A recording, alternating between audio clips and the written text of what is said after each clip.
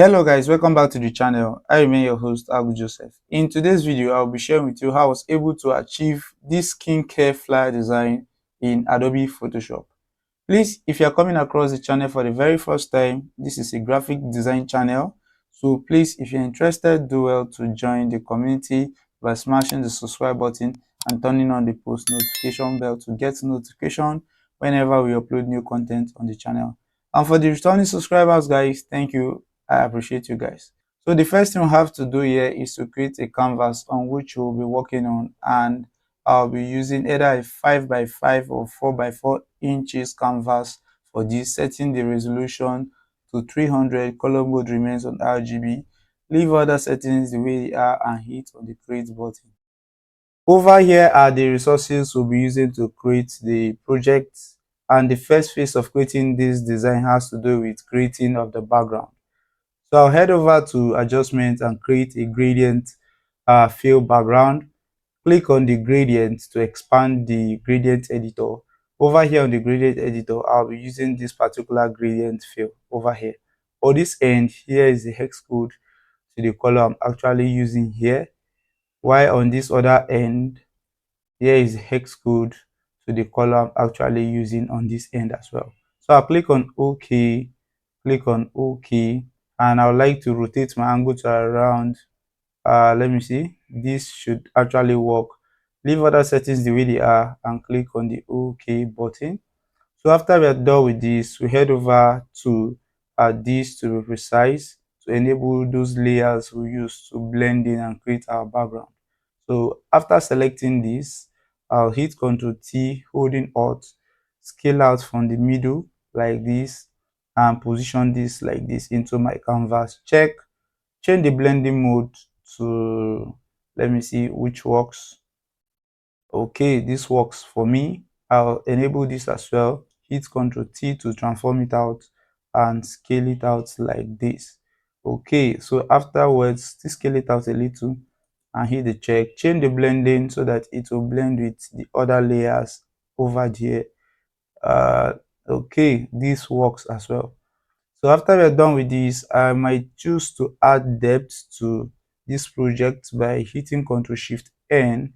I need to create a new layer, to be precise. So Ctrl Shift N enables me to create a new layer. I'll give it a name, change the blending mode of this layer, and enable the 50% gray option. Click on the OK, right click on the layer to convert it to a smart object. By doing so, it enables you to make modification to the layer at any point in time in the project. So I head over to filter, enable the noise, and apply a noise texture to this. I don't like as this layer is as flat as it is, so I need to add a little depth of noise to it. I'll head over to adjustment and apply a curve adjustment. Take note, this end are called your highlights, the middle parts are called your midtones, and this end are called the shadows. So I need to pin down the shadow and add a little highlight to this like this. Okay, I can still take this down a little. Okay, trying to create that feel of S curve.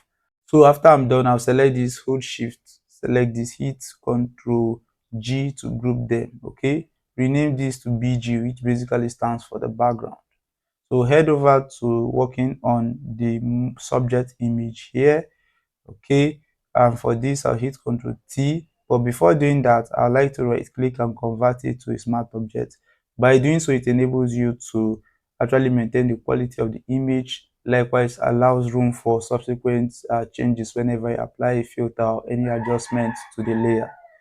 So I hit Ctrl T to scale down and position it to around somewhere here like this. And scale this down a little and position it here like this. So we head over to applying more depth to this. So head over to filter, applying a camera raw filter, and waiting for it to actually comes up. So over here on the camera raw, I'll start by working with the basics. My main focus has to do with the textures. So I need to scale the texture to around this, to be precise. Scale up the clarity to around this. Head over to details, enhance the details to around this. And this is more of an eyeballing situation. There are no rules though governing this. So I just have an objective just to add sharpening to the image. That's what I'm trying to do here. So after we are done, this is the before and this is the after. So I click on the OK button and we are good to go. So I'll add three new layers to be precise. Select the first layer. I would like to add depth by using my brush to create a field of light reflection on the skin of the model. So I'll hold Alt on the keyboard after picking the brush. Opacity and flows are set on 100 and we are working with the soft round brush to be precise. So I'm currently on the new layer here. I hold Alt, sample the white from the background, scale up the size of your brush using the square bracket key, left click to apply one light reflection here. Select the other layer, left click over here as well to apply another light reflection. Select the third layer, hold Alt to sample color from the skin of your model and left click to apply it over here. So after you are done with that, you select all three layers. Select the first layer, hold shift, select the last layer, right click on the layers and click on create a clipping mask.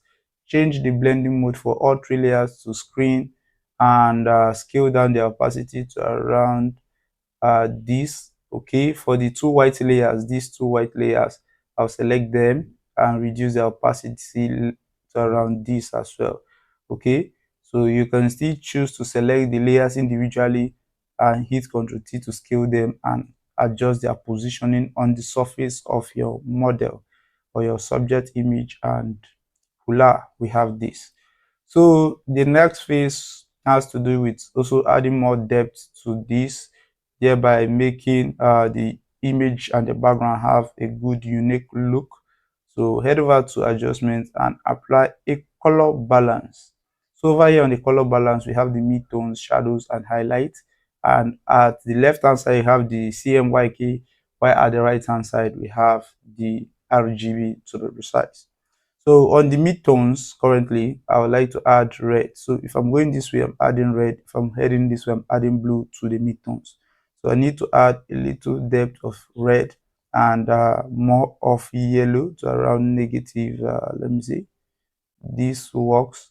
Head over to highlight and scale this to around, let me see, this works.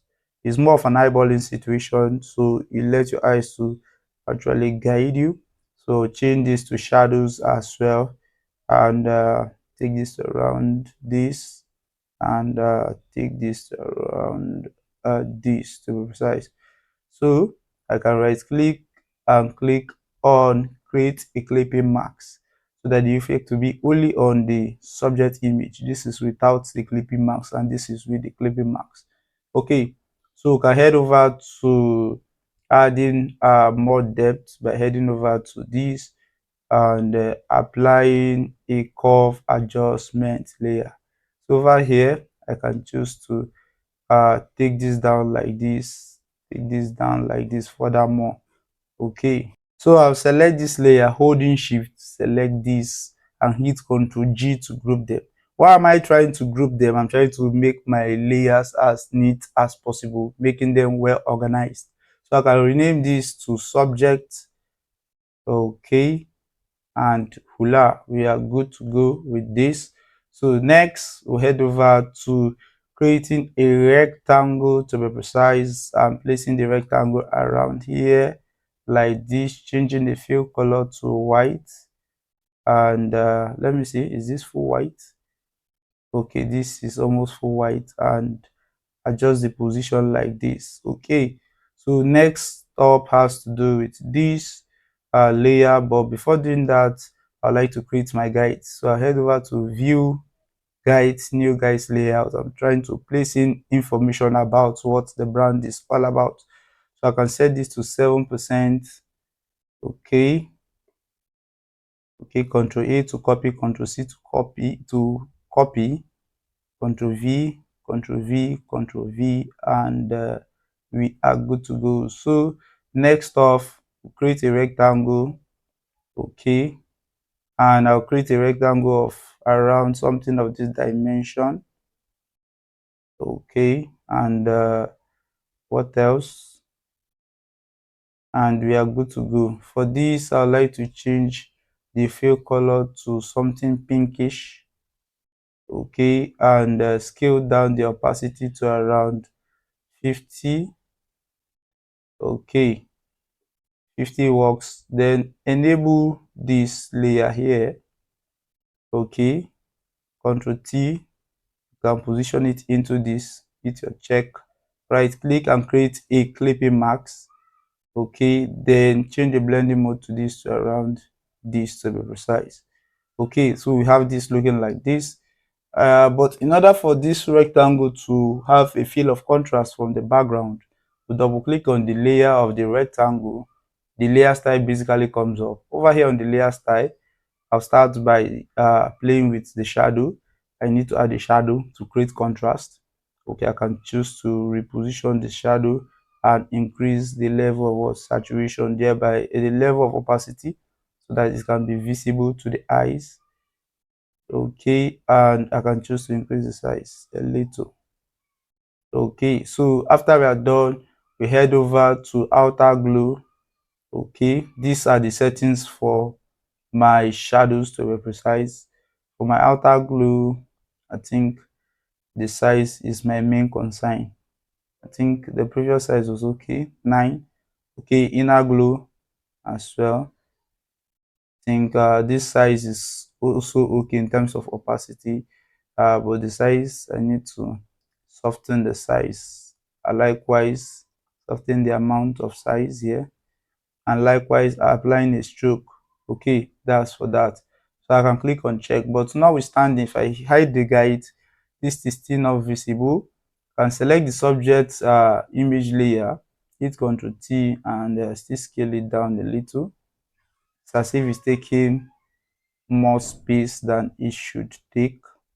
Okay, I selected the whole group and make the scaling equally. So for this, I can choose to increase the size a little like this, and hit Ctrl T, reposition this into this. So that's for that. What else are we looking for? The next thing has to do with the product. This is the product image, and I'd like to position it around somewhere here like this. So you can see, scale it up and position it here. Okay, and we are good to go. There's a reflection here that this is actually sitting on the surface, so we are not doing much. Okay, so the next thing you have to do is to put information about the brand. For this, I have to fast forward a little bit. Okay, so over here we have the logo of the brand, okay, already positioned here. We also have the name of the brand, their slogan here, to be precise. Likewise, for this, I would like to adjust the position of this, scale it down if be needed, so that this can actually fit in perfectly well. Okay, so I think this is okay. I check leaving this like this. What else did I do here? I basically used a font for this called Montserrat. Yeah, that's the name of the font, extra bold. While for this, I use another font called Beatronic. I'll be pasting the link to all this in the video description. So what else here as well? I created contrast in terms of size by making the phone number stand out from any other information around this size. Okay, for this I used the check icon of socials for this to show you the various products they actually offer to the public. And what else did I do again? For this, you can see there are no logos of the brand, so I would like to place in the logo of the brand on there. I initially took out the logos that came with this, so I'll be placing the logo of the brand on this product. So I hit Ctrl J to duplicate and place them on them individually. So we zoom in and drag and position the new duplicated one over here. Ctrl J, make a duplicate, move it and place it around here as well. Ctrl J, make another duplicate and place it around here. Scale it down properly, and you are good to go. So you just use your navigation to adjust their position on the surface of the product. Control 0 to fit to screen. That's for this. So, ladies and gentlemen, I think we are almost done. So the next thing I'd like to do is to select the layer at the top and hit Ctrl Shift Alt E to stand visible. Right click and convert the layer to a smart object. Head over to filter, head over to sharpen and select smart sharpen. And what else do we have here? We have to add depth to this. So I'll have to set this as follows by increasing this amount of this to around this.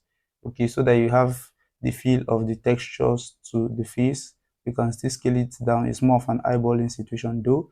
Radius 1.3, reduction, noise reduction 8, Gaussian blur should be the remove here, and click on the OK for this. Okay, so this is without the smart filter or smart sharpen. This is with the smart sharpen. Okay, so Ctrl H to hide your guide. So, ladies and gentlemen, we have come to the end of this. If you do find this helpful, do it to like, comment, and share with other creatives around you. If you are coming across this channel for the very first time, do it to smash the subscribe button and turn on the post notification to get notification whenever we upload new content. And for our returning subscribers, thank you guys for always watching. I really, really appreciate you all, and see you in the next.